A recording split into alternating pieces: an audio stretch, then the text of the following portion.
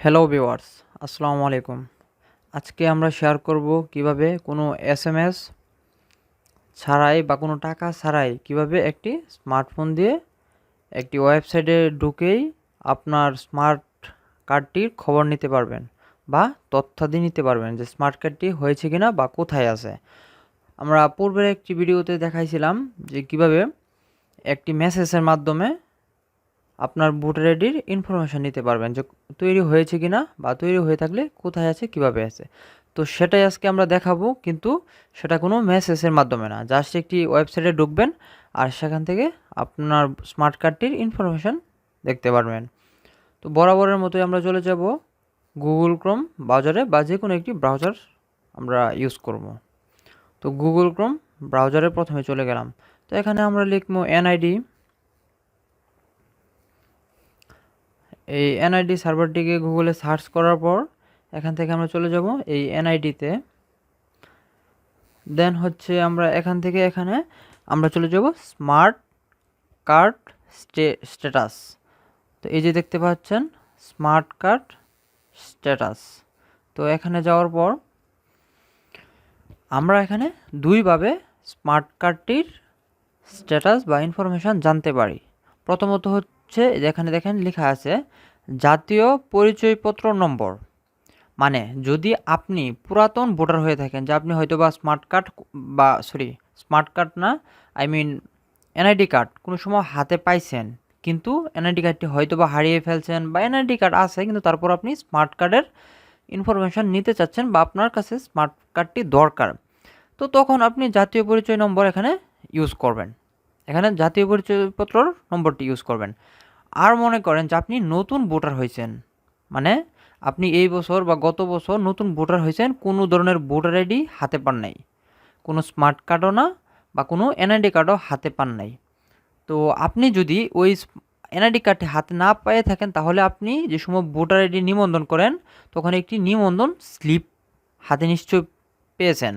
তো ওই স্লিপের মধ্যে ওই স্লিপ নম্বরটি এখানে ইউজ করব, মানে ফর্ম নম্বরটি।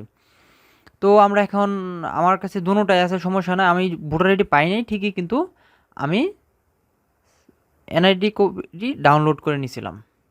তো আমরা এখানে ফর্ম নম্বরটি আমরা একবার ফর্ম নম্বর দিয়ে দেখাচ্ছি, আরেকবার এনআইডি নম্বর দিয়ে দেখাচ্ছি।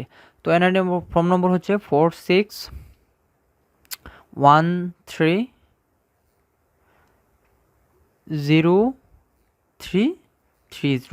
এটা হচ্ছে আমার ফর্ম নম্বর। দেন হচ্ছে তারিখ 16 তারিখ, মাস, বছর। দেন হচ্ছে এখানে একটি এই কোডটি আমাদের এখানে লিখতে হবে যাতে ভুল না হয়।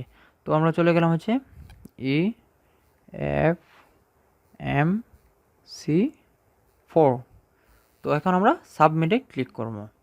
এই যে সাবমিটে ক্লিক করার সাথে সাথে আমাদের চলে আসছে স্ট্যাটাস, মানে কমপ্লিট, মানে হচ্ছে আমাদের আইডি কার্ড কমপ্লিট, তৈরি হয়ে গেছে। এবং আমাদের ডিস্ট্রিক্ট হচ্ছে গাজীপুর, দেন হচ্ছে উপজেলা শ্রীপুর, ভোটার এরিয়া বাপ্তা, এবং contact address Shripur EC office, মানে শ্রীপুর ইলেকশন অফিসে আমরা যোগাযোগ করলেই, বা শ্রীপুর উপজেলা অফিসে আমাদের যোগাযোগ করলেই নির্বাচন কমিশনে আমরা এখানেই ভোটার আইডি পেয়ে যাব।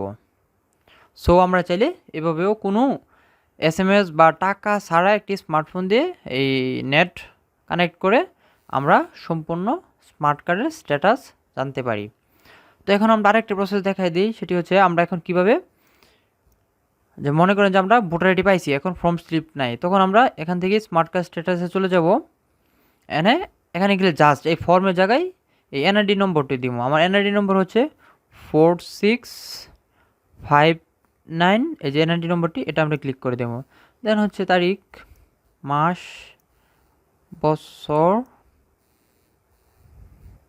এই কোডটি পূরণ করে নেই VBD28। এই সাবমিট করার সাথে সাথে আমাদের এখানেও স্টেটমেন্ট আসা পড়ছে, স্ট্যাটাস কমপ্লিট, একই ওইটাই। মানে এটা আমরা একটা এনআইডি নম্বর দিয়ে দেখাইলাম আর একটা ফর্ম নম্বর দিয়ে দেখাইলাম। গাজীপুর, শ্রীপুর, বাপ্তা, কন্ট্যাক্ট গাজীপুর ইসি অফিস। তো এইভাবে খুবই সহজে ভোটার আইডি নম্বর দিয়েও অথবা স্লিপ নম্বর দিয়েও, যদি নতুন ভোটার হয়ে থাকেন তাহলে স্লিপ নম্বর দিয়ে এভাবে আপনার স্মার্ট কার্ডটির ইনফরমেশান নিতে পারবেন। তো আজকে এই পর্যন্তই। সবাই ভালো থাকবেন, সুস্থ থাকবেন। আসসালামু আলাইকুম।